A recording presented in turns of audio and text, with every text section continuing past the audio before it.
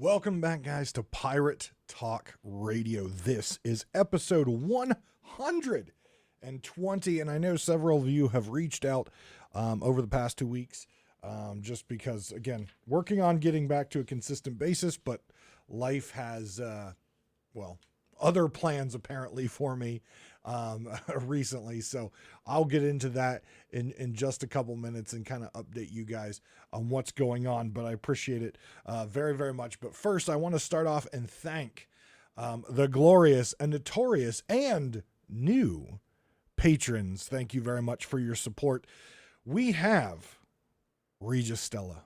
We have Lane. We have Skamelt 666, and I want to welcome the amazing folks who joined the illustrious patrons. We have iGeffus, and we have L Cute. Thank you very, very much for continuing your support and joining the elite club of patrons. And remember, if you are a patron and you are in the Discord, if you don't know how to get to the Discord, it is in the show notes on both the YouTube video and in the podcasting apps.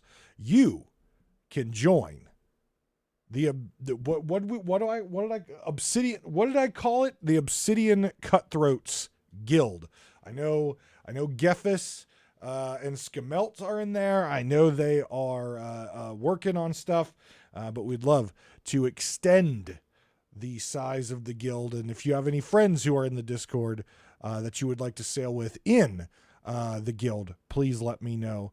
Send me a DM on Discord. If you're in the server, you can send me DMs and I will get you invited into the guild as soon as humanly possible. So what has been going on in the life of Davrim that has kept me from content? Well, let me start off. 2 weeks ago was the annual 24-hour Extra Life gaming marathon. And though I don't do the 24-hour stream anymore just because 1, health, 2, age, and 3, since I am the president of the local group, I feel it is my duty to make sure that people... I need to kill off this browser window because it's blinding me. There, that's better. Now it's not blinding me anymore.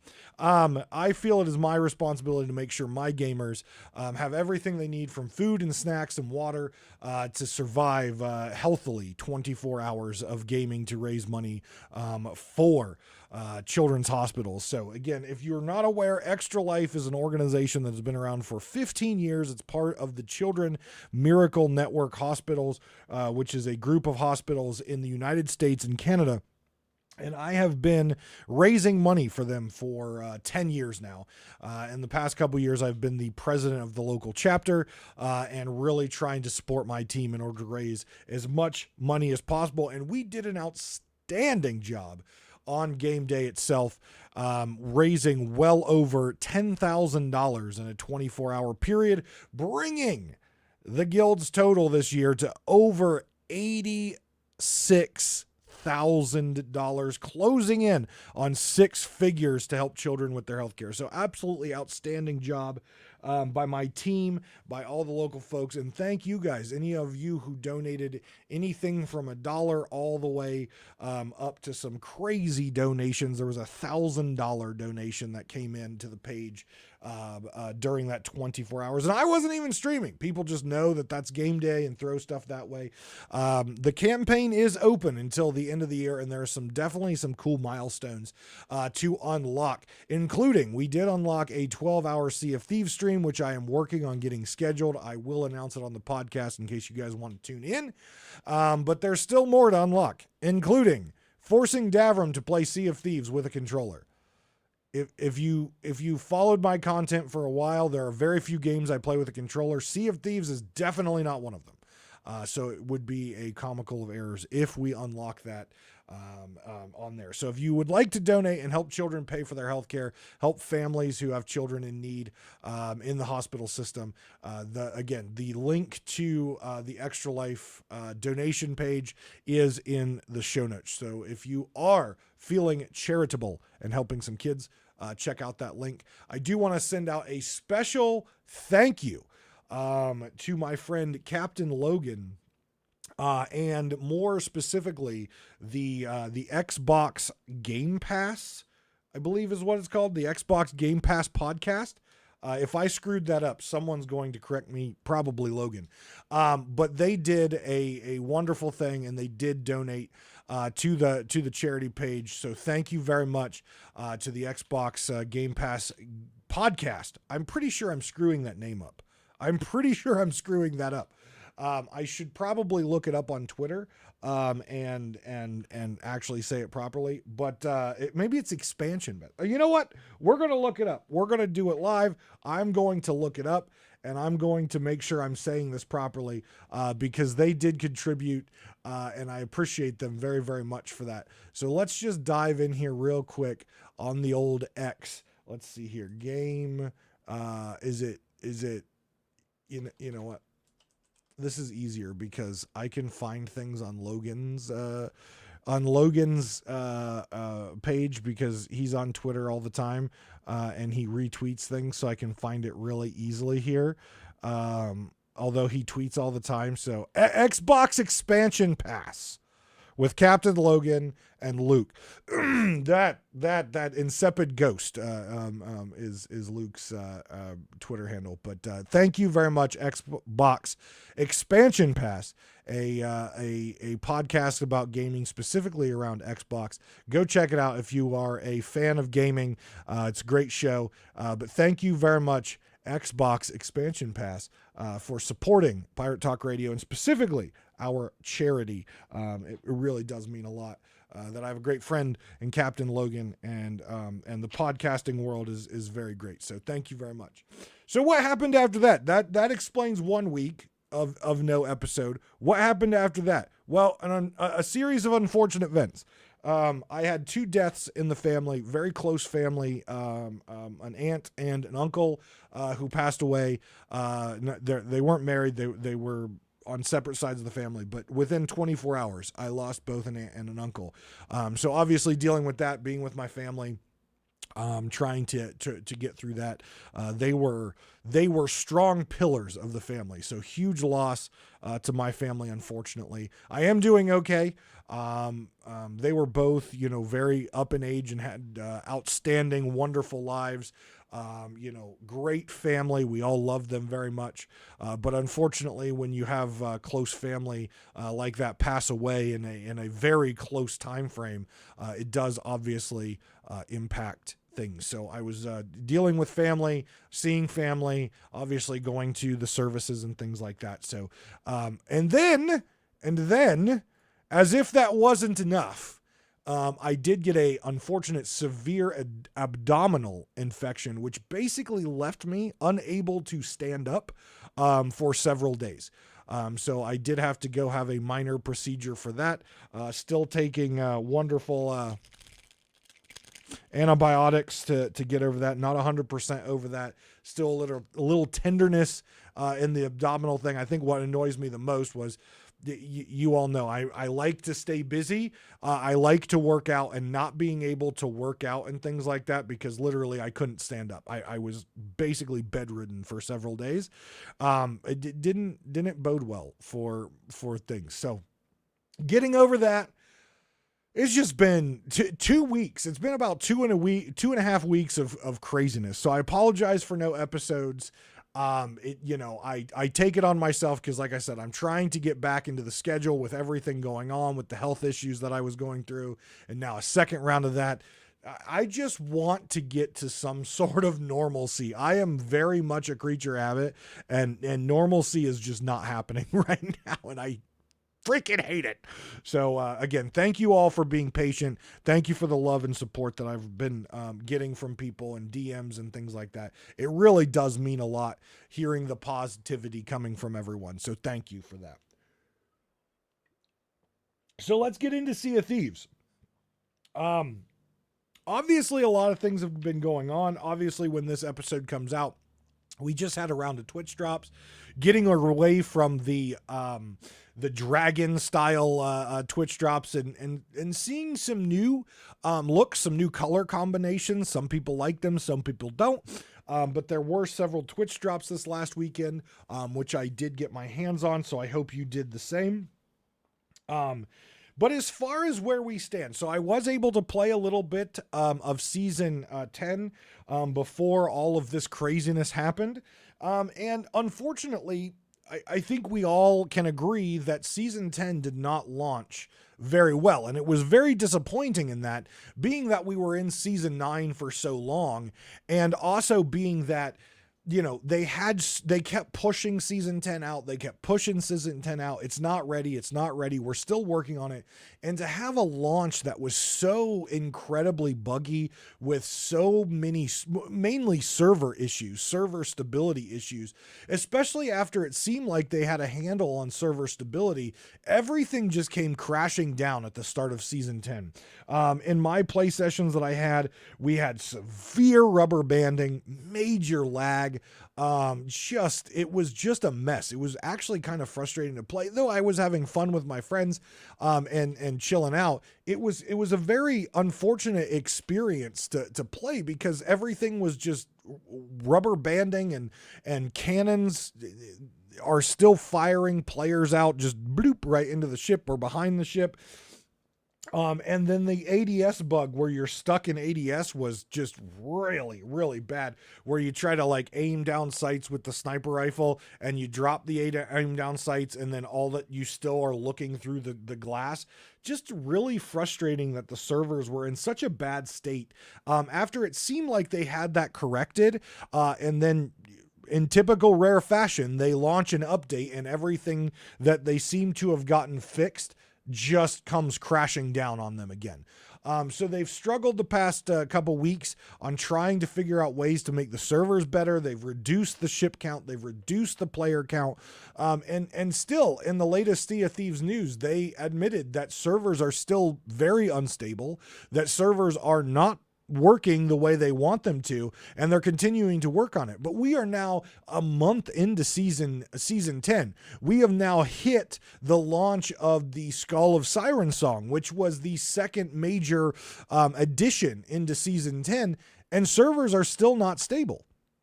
We still don't have the full ship suite. We still don't have the full player suite on servers, and servers are still not great. So that is unfortunate. They're getting better, but they're still not great. And it's unfortunate that we're now a month into season 10 and we're still seeing this. Now, with that being said, I haven't got to play, because of all the issues, the new Skull of Siren Song. I am very much looking forward to it. I have seen some streams, I have seen some clips, and it looks like a lot of fun. It does look like the event that I was excited for during the announcement. I'm very much excited to be able to dive in with some folks and play this new thing, because I have been looking forward to this event, since they talked about it. I think this event is really fun. Now, what I will say is I have concerns about the longevity of this event. I feel like a lot of players are going to play it very hard in the first week, the first 2 weeks, and then we're going to see that stagnation that we see in most Sea of Thieves content, where something cool and new comes in, players burn it out in the first couple weeks, and then it's just kind of there. Players are going to continue to work on it, to work through their commendations, to get their Briggsy coat and mask and all the little bits that you get for completing those commendations. But in general, it's not going to have that same spark. It's not going to have that same panache that it was when it first launched. I hope that's not the case, but I think based on what I'm seeing on Twitter as of recently, that it is already starting to whittle away, just 2 weeks into having that out. Little less than 2 weeks in, to be honest. The other thing that's unfortunate, obviously, players have been calling that the death of Sea of Thieves has already begun. And that might be the case. I don't see it that way. But what is very telling is with the launch of Season 10 and the struggles they've had with the server performance, some very long players who've played from release or just soon after release, who are absolute die-hard content creators in different fashions or die-hard players of the game, really pillars of the community of Sea of Thieves, positive pillars of the community of Sea of Thieves, are starting to tweet things like, well, it's been a great run. You know, they're going on 6 years and it's been a great run, but maybe it's time to look elsewhere. It really does show these players who have been through, you know, the good times and the bad times and the dumpster times, that they're starting to get fed up with the quality and the consistency of Rare's development. You know, in any live service game, we have issues. Anytime there's an update, you know, servers being up for so long, there's going to be issues. We've seen it in the history of Sea of Thieves constantly. The problem is where other games are successfully doing hot fixes quickly, where other games are doing weekly resets to freshen their servers, Sea of Thieves continues to just plow on, continues to bring us new content every so often, and continues to struggle with the consistency and the performance of their game. May it be hit reg, which has been an issue for years that they're working on addressing. It feels a little bit better. Sword combat feels amazing. I love how sword combat feels when servers are performing okay. But their servers aren't performing great. And they just continue to refuse to do industry standard weekly resets on the servers. They continue to refuse to do industry standard quick hot fixes to address things. And my question is, do they not have the staff who can pump out hot fixes quickly? Do they not have the confidence that they know what the core issue is? Is it still trial and error where they're still continuing to try to get a handle on these issues that have plagued their game for years? That's really concerning to me. And you've heard me say it many times. I've met Joe Neat. He's a wonderful human being. He has a great mind on him as far as leading game teams. Mike Chapman, amazing human being, has a great mind on him as far as a creative aspect. You know, Andy Preston, Shelley Preston, all those designers, they have a great mind. But my struggle is the studio still continues to struggle to get their game to a stable, consistently playable state with good foundations. They continue to struggle with that, and they refuse to do basic industry standard resets and hot fixes. They've done hot fixes. They just very rarely do them. I don't know if it's because they don't like to interrupt the players. They don't like to interrupt the grind that the players are doing. But Destiny, World of Warcraft, Final Fantasy, games who have been live service since their inception, like Sea of Thieves, they don't mind taking the servers down for 3 to 4 hours a week, or maybe an hour a week, or maybe just a 15-minute reset if there's no patch they need to put. It's players who play MMOs and live service games are very much accustomed to that style thing. No, Sea of Thieves has not done that. Would the players push back a little bit? I'm sure they would have a little bit of indigestion and heartburn right off the bat. But if it means cleaner servers, if it means fresher servers, if it means we're getting fixes to bugs and exploits and issues faster, I'm pretty sure the players are going to be okay with that. If the game feels better, if the game plays better, players are going to accept the few hours, once a week that they're not going to be able to access the game while Rare works on the maintenance of the game. I don't think anyone's going to have heartburn over that if the overall gameplay and player experience is better. And again, I've said this before, though I think the people leading the Sea of Thieves team are outstanding human beings. They've had control of this game for going on 6 years now, and we're still having the same struggles that we have been, some going back to year one. And to me, that's unacceptable. If you are a leader in your building, if you are the leader of the product, you need to get this shit straight. Like, you've got to stop with the hemorrhaging. You've got to stop with the updates which break stuff, and then you're scrambling to fix that for months and months and months, and sometimes years, and never get it fixed. That is a leadership problem. That is not holding people accountable. That is pushing too much on the developers to get new content out while still fixing the old. It is a leadership problem. It truly is.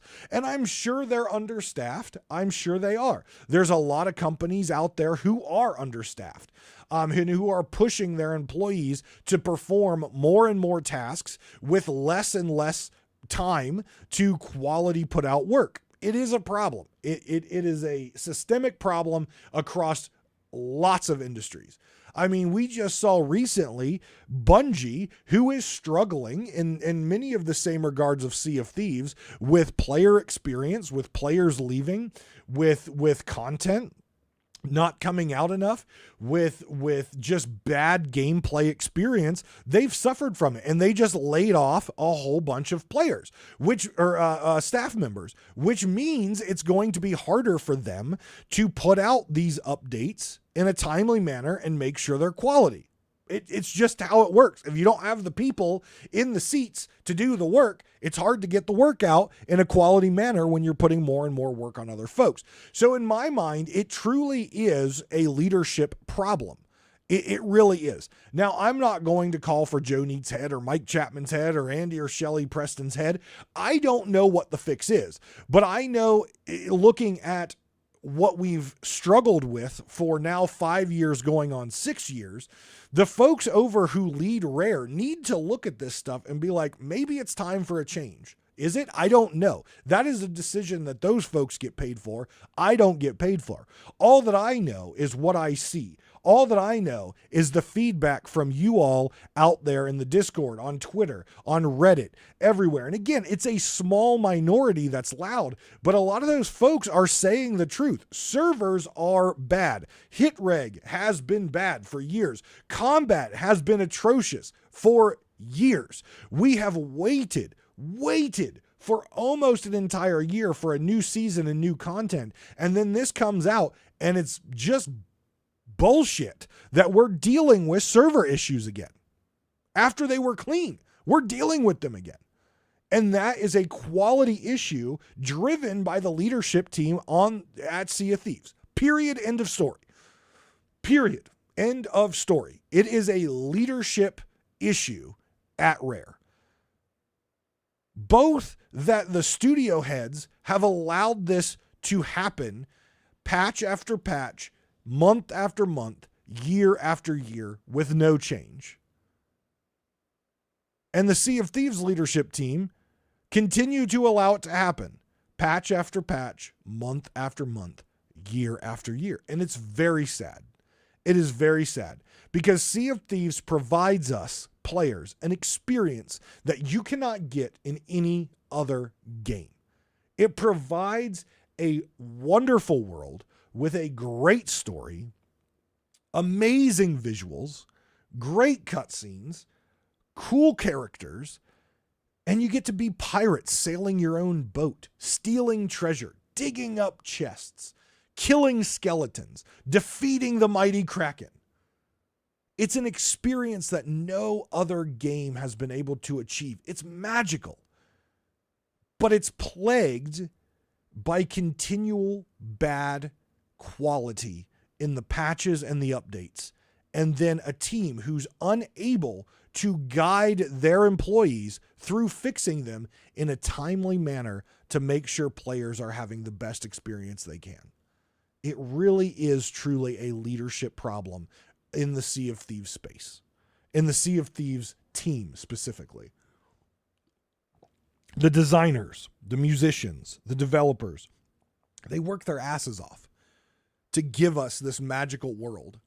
And in my opinion, and I've said it before, and it's becoming more and more apparent as we continue down the road of updates and things, that the leadership team has a vision of where they want the game, but they don't care that the wheels are falling off. They don't care that the brakes fluid is almost empty. They don't care that we're missing half of a windshield wiper. They just continue to drive the truck. And eventually, that truck is truly going to fall apart. And it's going to be a sad day, because this game truly gives us a magical experience that no other game has been able to do. Yes, we have Skull and Bones coming out, but I can tell you right now, it's not going to give you the Sea of Thieves experience. It's not. It's just not. It will give you a pirate experience, but it's not going to give you the Sea of Thieves experience. The only thing that gives you the Sea of Thieves experience, aside from Sea of Thieves, is probably Assassin's Creed Black Sails. Might be the closest you can get to a Sea of Thieves experience, and it's not going to be anywhere close to the magic that you get in Sea of Thieves because it's a single-player game. This game truly has magic. This game truly has an experience you can't find anywhere else.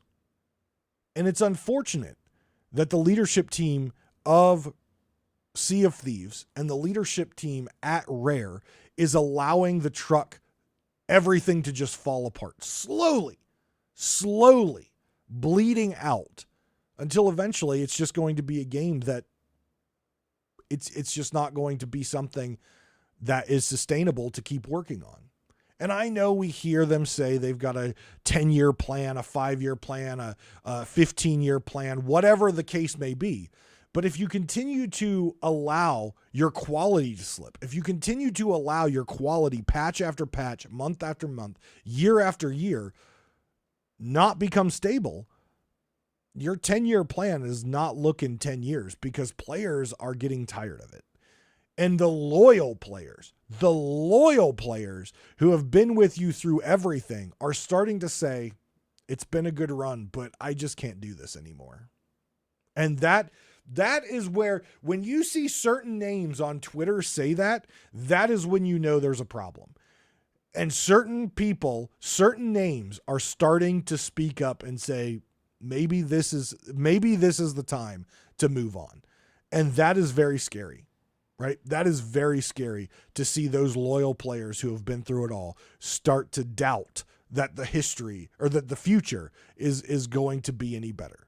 I still have hope. I love this game, and though I don't get to play it nearly as much as I would like to because of everything in life, I still love this game, and I want it to be good again. I want it to just pull me in. Every day I get off work, I want to sit down and play Sea of Thieves.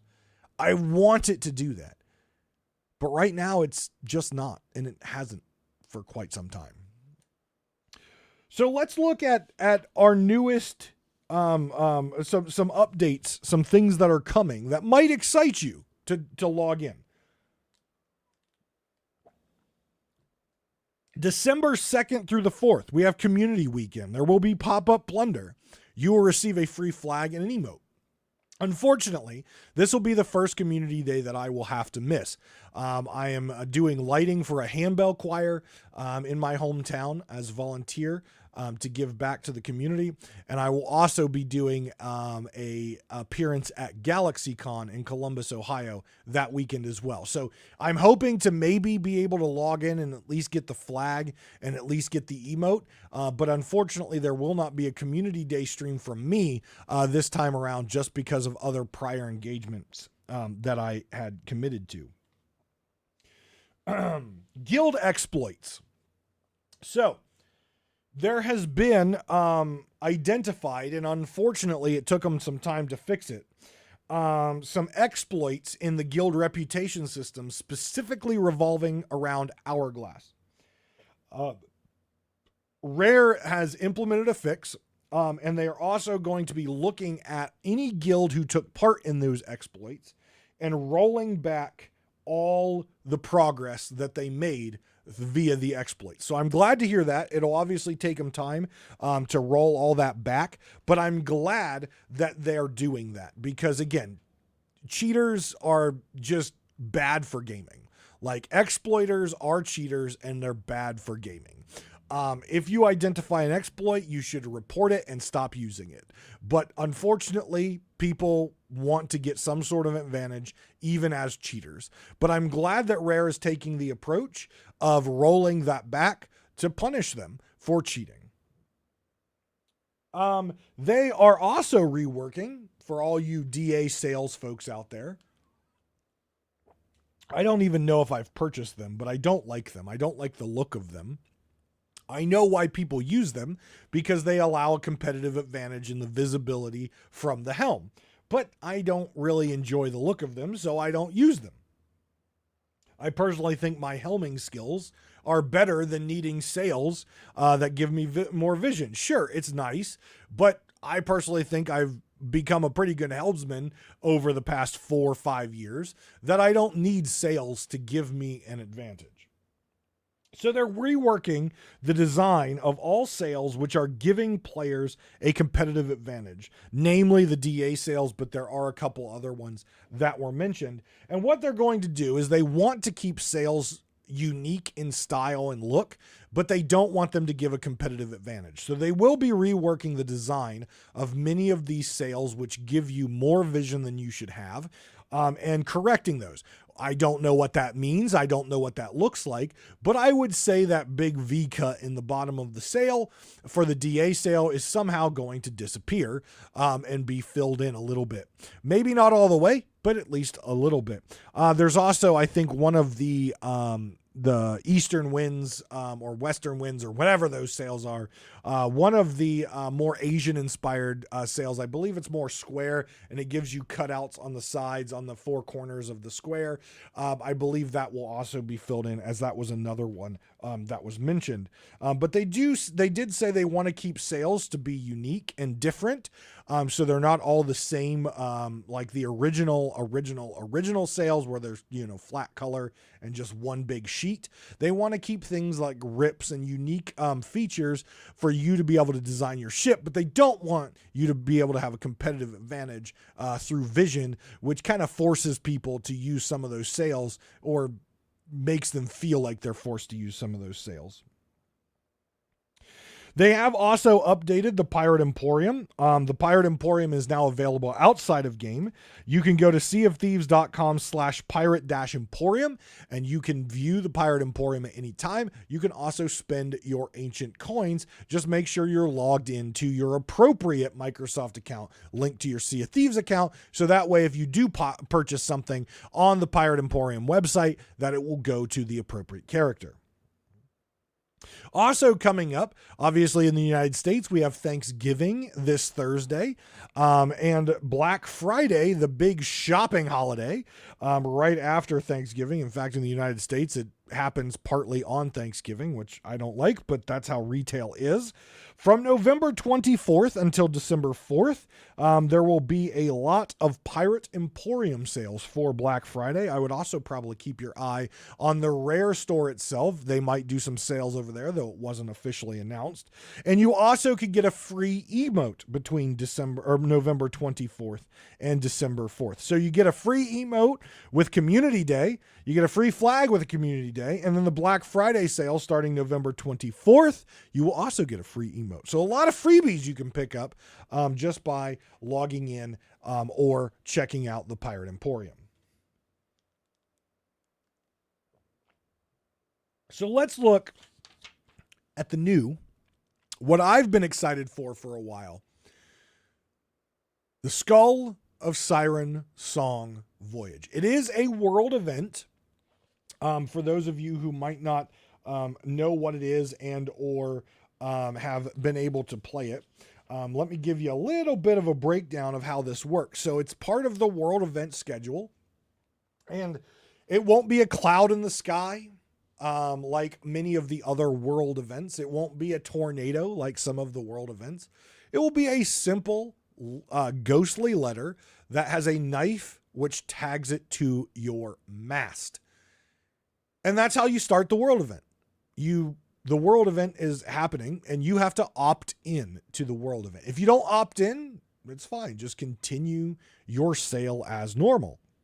But if you walk up and interact with the parchment daggered to your mast, you will have the option to opt into the world event, of which you will get 2 maps, one to the chest and one to the key. It requires both in order to get the Skull of Siren Song out of the chest. However, when you get the chest or the key, you are now marked on the map for others to come and try to steal it from you. Maybe someone has the key and someone has the chest, and you have to get one or the other in order to complete the duo and open it. You open it and reveal the Skull of Siren Song. And as soon as the Skull of Siren Song hits your boat is now cursed to move slower in the waves, to make it easier for others to catch up to you and fight over the precious prize. It will also be a weapon, much like the Ashen Wind Skull, only it emits a sonic boom, which kind of knocks players back and also does damage.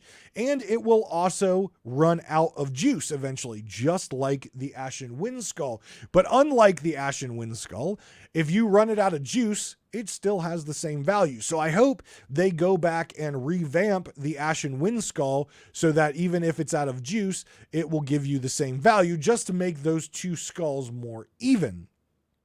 From what I saw during a turn-in of this skull, it looks like it brings in a decent amount of money, somewhere around the ballpark of 50,000 gold for a successful turn-in. Now, what I will say is this again brings me to my point of loot needs balanced. We have the Ashen Wind Skull, which brings in a whole bunch. We have the Chest of Legends, which is really falling off. The Ashen Chest of Legends is falling off.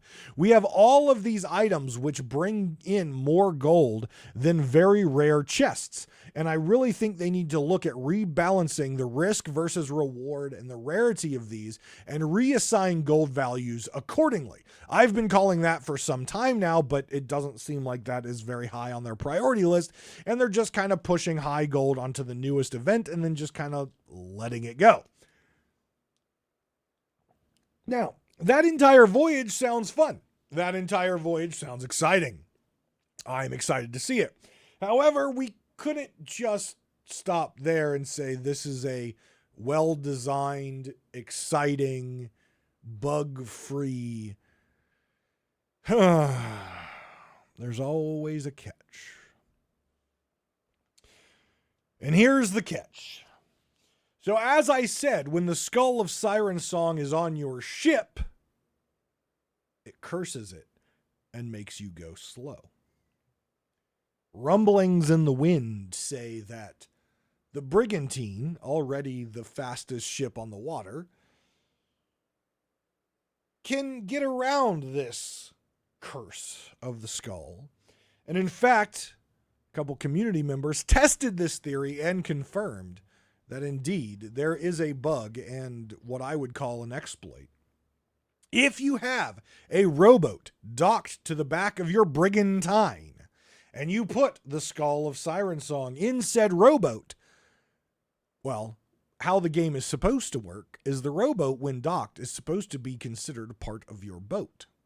I.e., when you dock a rowboat, treasure counts towards your emissary flag. However, placing the Skull of Siren Song in a docked rowboat on the Brigantine counteracts the curse, and your Brigantine is in fact not slowed. Now, this was tested the weekend after the Skull of Siren Song was launched.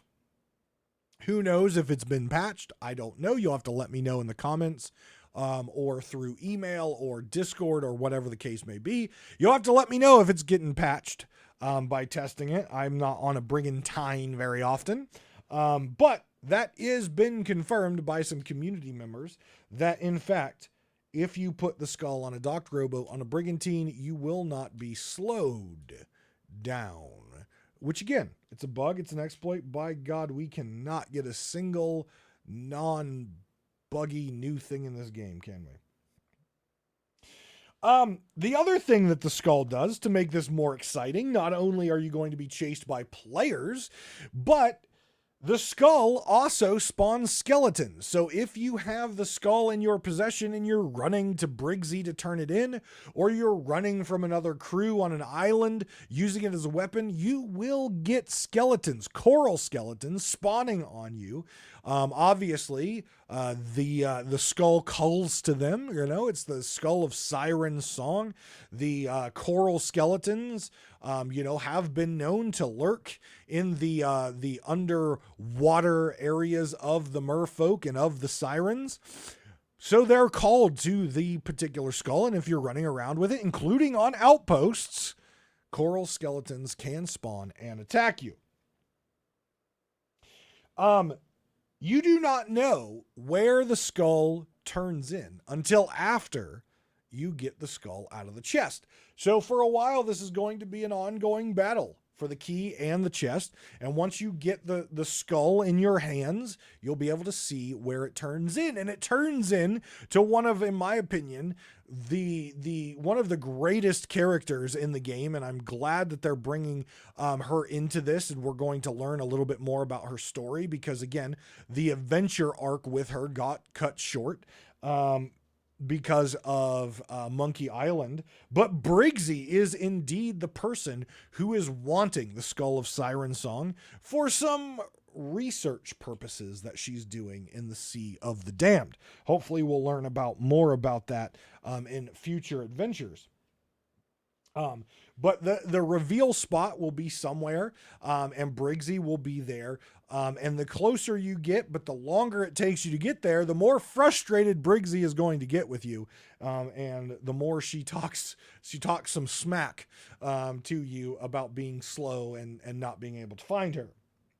Have seen on Twitter some very hilarious moments where people who have completed the Siren Song commendations enough to get the Briggsy jacket and mask, and also who have the green curse from the Hourglass of Fate, have been able to trick players into standing on the island near where Briggsy is, so you're audibly hearing her yell at you, and stand there in a certain emote pose and trick players into thinking you are in fact the turn-in, and then quickly blunderbussing them, stealing the skull and turning it in for themselves. Very piratey. Very, very piratey. I have seen many clips. I believe Hitbo is one that has really perfected the art of that, and it's absolutely hilarious. I absolutely love it. It's true Sea of Thieves flavor, true tools, not rules.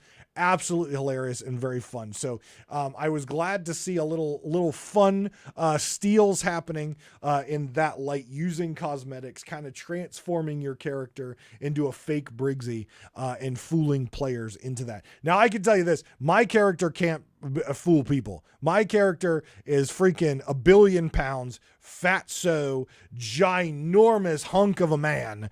He could not fool anyone, but maybe I'll try and see if someone will get fooled into believing Briggsy gained a ton of weight. We'll see. What I can say from what I've seen, again, have not had an experience to play this yet, but what I can say is the visuals from the chest to the skull to the key to the curse on your boat to the Briggsy voiceovers, the visual design of this, the art side is absolutely brilliant. The music is absolutely brilliant. The artistic side of this particular voyage, I think, was done very, very well. The skull looks cool. The chest looks cool. The key looks cool. The key animation going into the chest looks cool. You know, the markers on the map, the blue looks really nice. The curse, the coral curse all over your ship looks really cool. The music is outstanding, really drives that suspenseful feeling of getting chased. I think the artistic side of the Sea of Thieves team knocked this one out of the park. It looks beautiful. It sounds amazing. It really does encompass that Sea of Thieves magic that I talked about earlier. Outstanding job from the artistic side of Sea of Thieves, and I absolutely love it. The design for the commendation awards, from the sails and the flag that you can get to, in fact, the Briggsy mask, which everyone has wanted for a very long time, and the Briggsy jacket. Again, outstanding job to the artistic team on this. I really think that this particular voyage, if we could, and again, I would say it was, let's say, 90% clean, with potentially only one bug that can be exploited with the brigantine and a docked rowboat. Again, I don't know how on earth they didn't catch that in testing. That seems to be a automatic thing. Like, hey, what happens if we put this in a docked rowboat? Oh, it breaks. We should probably fix that. I don't know how something so simple that so many players do. I mean, they even talk about rowboat plays in the trailer about the Skull of Siren Song, where you drop the rowboat and you take the rowboat over and cash it in when the crews are still chasing your ship, right? They talk about that. How did you not test this? How? I don't understand. So aside from that being an unfortunate bug, I from what I've seen, again, not experienced it, from what I've seen, this was a relatively clean execution of a new world event, a new unique world event, which again, the idea of it is to drive player engagement, drive player interactivity. It's a more competitive world event than we've seen before, and it really does drive some PvP in there, or should drive some PvP in there. I'm sure it'll also drive some fun allied player interactions where maybe two boats or one boat tries to protect the slow boat. I can see a lot of that, but I really think the overall design of this was done well. I think the art on this was done well. It looks fantastic. It sounds fantastic.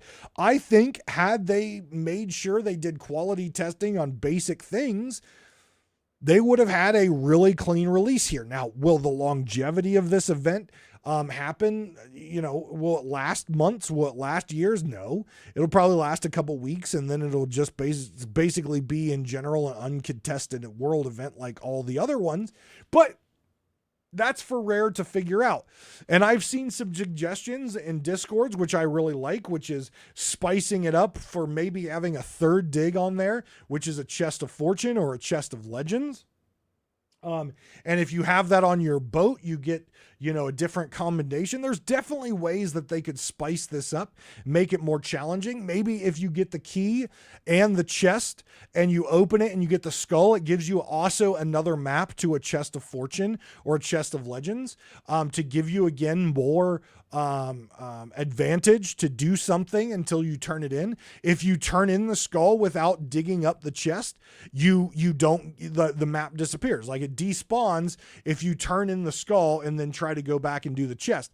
You know, that way it truly does spice up the voyage, making you keep the skull on your boat, on your person for longer in order to get more reward. It spices up that risk versus reward side of piracy that really is the true core of being a pirate. I think they can do a whole bunch with this and spice it up and keep it lively. I just don't know if they will. We'll have to see. But I think for a first pass, I think they did a relative good job. I hope they clean up the brigantine exploit bug issue. But I think overall they did a good job. Now, again, this is supposed to keep us entertained for another month, and next month we get Safer Seas, which for, I think, most players won't mean anything. So for a lot of players, as I stated, going into Season 10, really the only thing for players to look forward to that's new and exciting is the Skull of Siren Song. You know, they had guilds they introduced first, and unfortunately, in my opinion, guilds were junk. I know some people are having fun with it, but it truly is another example of Rare giving players something to grind that they've already grinded over and over and over and over and over again. It's Captaincy V2. It's Emissary V2. It's just very disappointing that we waited so long for this season, and all that we got out of this was, well, what we've been doing for the past 5 years.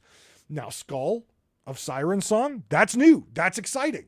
Safer Seas, I'm sure it's exciting for some players. I'm sure it's going to be nice for content creators, but it's not Sea of Thieves. It's not. It's tutorial mode. It's not Sea of Thieves. It's what the Maiden Voyage should have been. Let's be honest. Safer Seas is what the Maiden Voyage should have been. It teaches you how to play the game in a non-aggressive area before you go out and actually have to potentially defend yourself. You at least get a concept of what the game is about in a safe place. But I have a feeling that what is going to happen is players are going to stay in Safer Seas just to avoid the PvP. And I guess that's fine if that's the way they want to play, but it's not the true experience of the game. It's not the core concept of the game that Mike Chapman has talked about. And again, I hate that they're doubling down on it, but as I said, they've got to do something because they're losing players. And I don't think this is the approach they should have taken, but that's the approach they chose to go. So we'll see how it plays out here in a month. We'll see how Safer Seas is. I'm sure if I need to record something for a video, I'm sure that I will use Safer Seas so I can get exactly the shot I want and not being messed with. But I will still play Adventure 99.9% of the time because that is Sea of Thieves. That is the magic. That is where the excitement and fun comes from, where you never know what could be on the horizon. Friend or foe, whatever the case may be. But guys, I'm worn out. I am getting extremely sore sitting in this chair, even for just this hour. Again, I apologize for everything that's been going on that's kept me away from the podcast. I assure you, I am doing everything in my power to get back to a normal schedule. I want to get back into streaming. It just hasn't fit into life with the medical stuff, with the family things. It just hasn't fit. But hopefully, as we're going into the holidays, I will be able to work more streams in. I've been playing a lot of Diablo in my few moments that I get to sit down. I've been enjoying Diablo. And again, if any of you do play Diablo, I have a clan in Diablo, and you're more than welcome to join the clan in Diablo as part of the Pirate Talk Radio family. So thank you again for all the love and support. Thank you and welcome to the new patrons. I appreciate the old patrons. Please do go over and subscribe to the Pirate Talk Radio channel. That's where primarily my streams will be when they come back. Obviously, Pirate Talk Radio goes up on the YouTube. I would like to push the YouTube up, but again, I'm not super creative and I'm really bad at editing, so I don't put a lot of videos up except for podcasts and then live streams. We may, for those of you who are Twitch lovers and not fan of YouTube streaming, when streams come back, I may dual stream, depending on how the performance is, to the YouTube and to the Twitch, so you can watch wherever you want, because at TwitchCon they announced that that's allowed now. So we'll see. We'll see. I'm not going to make any promises right now, just because with how in flux life has been, I don't want to make promises I can't keep. So my only promise is I will continue to try to get Pirate Talk Radio back to the weekly consistency that we had at the beginning of the year. But thank you very much for the love and support, everyone. Take care of yourselves and each other. From the bottom of my heart, thank you, and have a good Thanksgiving if you celebrate that. If not, enjoy your time this weekend playing some Sea of Thieves. I hope you enjoy Community Day, and I will see you next time on Pirate Talk Radio.